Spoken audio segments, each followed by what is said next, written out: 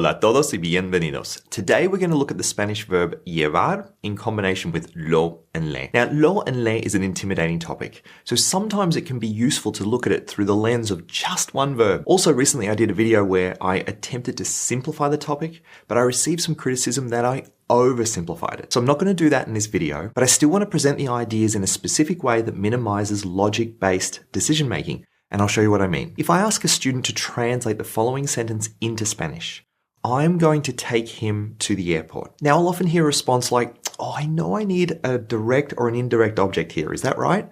I can never remember which one is direct and which one is indirect. I guess we have two objects in this sentence, the person and the airport. So maybe we need an indirect object, is that right? Now, straight away, the student's mind has gone towards a logic sequence in an effort to try to figure out whether this sentence needs a direct or an indirect object pronoun. Now, the criticism I received in the previous video was that I need to explain what a direct and an indirect object pronoun is. And of course, I can do that. So in Spanish, lo and la are direct object pronouns, and le is an indirect object pronoun. And we need to use these object pronouns to replace the objects in our sentences. So rather than, say, for example, I have a mobile, we say, I have it. Rather than, I'm going to go and see my brother, we say, I'm going to go see him, where it and him are object pronouns. Then the words it, him and her will become lo, la, or le in Spanish depending on the sentence. But then when we get back to the original example, I'm going to take him to the airport.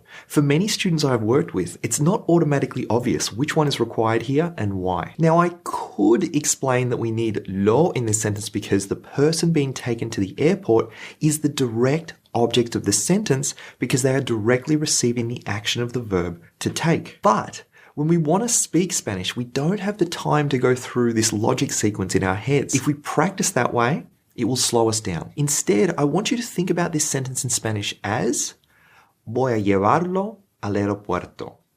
Voy a llevarlo al aeropuerto. And rather than thinking about the logic of why we use lo in this sentence, just practice it over and over and over again and with slightly different versions. For example, voy a llevarlo al colegio. Voy a llevarlo al hospital. Voy a llevarlo a la estación.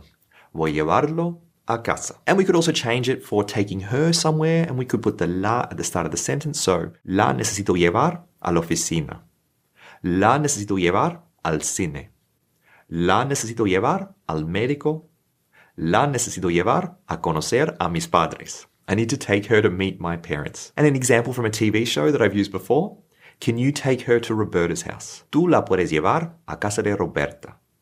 Tú la puedes llevar a casa de Roberta. ¿Tú la puedes llevar a casa de Roberta? So if you want to take somebody somewhere where you are physically taking a person to another place, then it's llevarlo or llevarla. Practice that over and over again so you can say it without thinking about the logic. Then, in contrast, the other option is when we're talking about taking something to someone. The person's not going anywhere now. They are staying still, but a gift or an object is going to them. For example, I'm going to take him this. Le voy a llevar esto.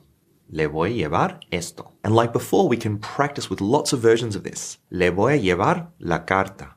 Le voy a llevar el café. Le voy a llevar sus gafas. Le voy a llevar la chaqueta. Now, one thing to note about le is that we don't know if it's masculine or feminine. However, we can usually tell this from context. For example, are you going to go see Guzman today? Vas a ver a Guzman hoy. Can you take him this? Le puedes llevar esto. Le puedes llevar esto. Now, that said, if context isn't clear, we can also include an a él or an a ella or even an a Guzman to make it clear. So I'm going to take the coffee to her and I'm going to take the tea to him. A ella le voy a llevar el café y a él le voy a llevar el té. A ella le voy a llevar el café y a él le voy a llevar el té. So to improve your thinking in Spanish, try to avoid going through the logic sequence of which sentences need direct and indirect objects and why. Rather than thinking I need a direct object in this situation and an indirect in another, practice going straight for llevarlo or llevarla for taking someone somewhere, and llevarle is for taking something to someone. Now, if you do want to go through the sequence of what a direct and indirect object is and why we need them in these sentences, that's okay too. I know for some students, they really want to know why things are the way they are. But if that is you, if you must know why something is the way it is, there's nothing wrong with that as long as you can switch between the two modes of thinking. So on the one hand, you've got logical analysis, maybe when you're in study mode, but then you need to be able to switch to quick production of the language without relying on a logic sequence when you are speaking Spanish. Now, the key to being able to do that is to practice it. So try to set aside some time in your study routine to practice these sentences without going through the logic. Okay, so with this in mind, let's practice. So you cannot take him food before the test. How do we say this in Spanish? No puedes llevarle comida antes de la prueba. No puedes llevarle comida antes de la prueba. I can't take him to work today because I'm busy. How do we say this in Spanish? Hoy no puedo llevarlo al trabajo porque estoy ocupado.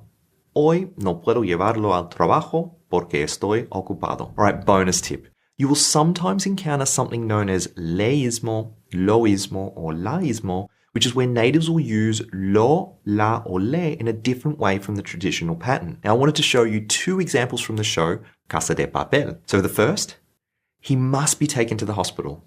Hay que llevarlo al hospital. Hay que llevarlo al hospital. Hay que llevarlo al hospital. And from a different character in a different scene, we have to take him to a hospital. Tenemos que llevarle a un hospital.